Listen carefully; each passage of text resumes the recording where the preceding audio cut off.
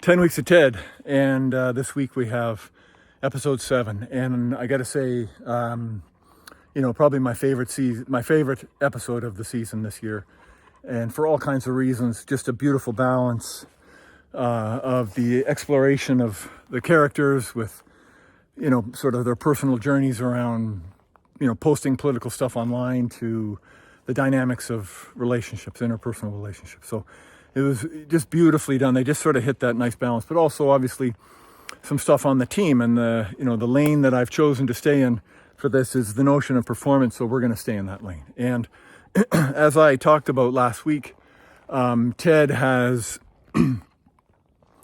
had this moment where he came across, a different idea to coach and to play, a different strategy where the players would be on the pitch in different positions that were fluid and constantly in motion, described as a dance, right? That they wouldn't be sort of assigned positions that they had to stay in, and but instead just be out there working with one another.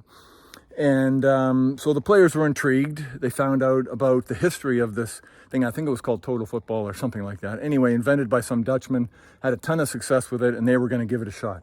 Players were keen until Ted told them, and we're going to use it in a few days for our game this weekend.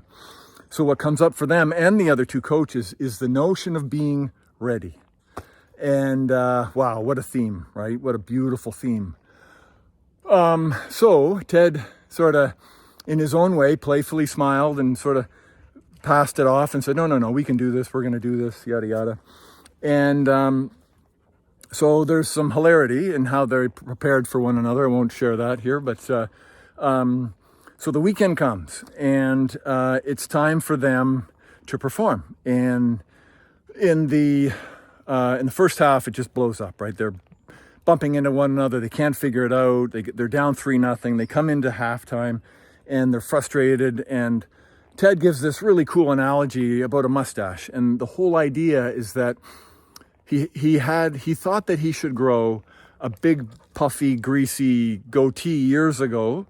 But a friend of him, actually his assistant coach, told him that instead he should trim it down to a mustache. And so he did. And it looked fantastic, right? The analogy was that sometimes what we're looking for is just behind a few wrong answers. And it was just a really cool, when he first started, I thought, where the hell is he going with this? But it was quite nuanced. It was really, really an important notion that, what we've got everything we need, but perhaps we just need to remove a few parts in order to reveal what it is that what we really need.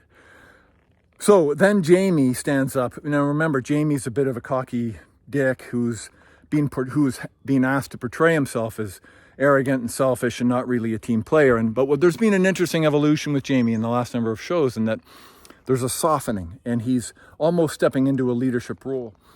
And so he goes to the front where, the sort of magnets are there that show the positioning, and he starts to show that I need to come out of the key spot, the spot that scores the most, and step back and allow others to play around him, and for him to be the conduit to their ability to score, right? So that he is sort of demoting himself for the progress of the team.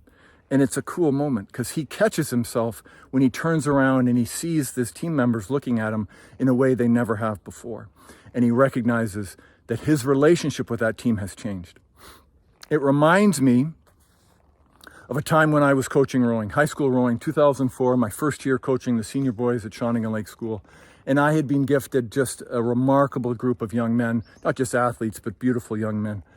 And so we're at the national championships. It's 2 days before our heat.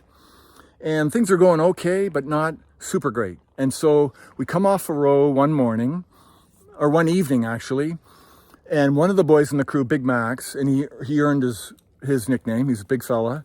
Incredibly confident, intense, strong, great boat mover, but he had a playfulness to him. He had an ability to smile at the right time. And so he comes up to me after the row and he says, I think we can go faster if we shift up a few positions. And I said, tell me more. What are you thinking? And so he says, I think if I go back to 3 seat and we bring Travis into 5 seat, we can find more speed. Now, similar to Jamie, moving from 5-seat to 3-seat is a demotion, right? 5-seat is sort of seen as, you're the monster on starboard side, right? But Max, in order to serve the crew, demotes himself in order for the betterment of the whole team. So I looked at I looked at all the guys in the crew and I said, so what do you think? And they all say we should do it, right? They all want to do it. And so I say, okay, well, let's go for it. Let's change the rig right now. So my question is, what was I supposed to say, right?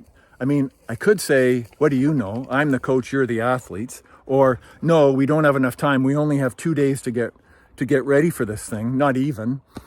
And we're going to stick with it. Maybe we can try it next year, or we do this.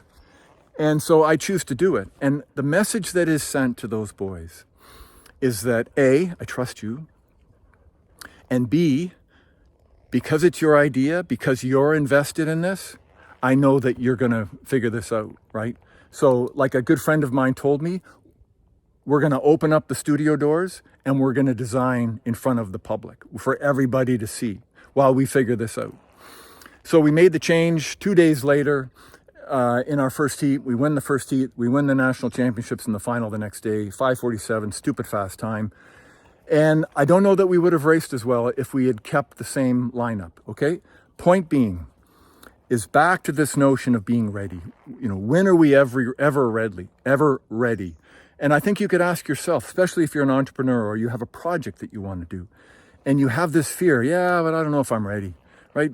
How many freaking times do you think we ask ourselves that? How many beautiful ideas have been kiboshed by the notion of not being ready? Well, I think we're ready when we decide we're ready. I guess I would use Ike as an example, writing Ike. When I began writing Ike a couple of years ago, goodness, I didn't know if I could write a novel, and I didn't know if I had the writing chops to be able to tell a story in the voice of a dog. But I knew the only way to figure that out was to start, and I had to jump, and that's what I did. So I guess I would invite you to consider what Ted has showcased here, is that sometimes we just need to trust, right? We need to believe in ourselves and one another. And as my friend said, just open up the studio doors and have at her. And and be open to what shows up, right? And that's a beautiful thing. So take care of yourselves. Start thinking about some of those dreams you've had and ask yourself, what would it be like to be ready? And then act. And cool. We'll see you next week. And look forward to it. Okay, bye everyone.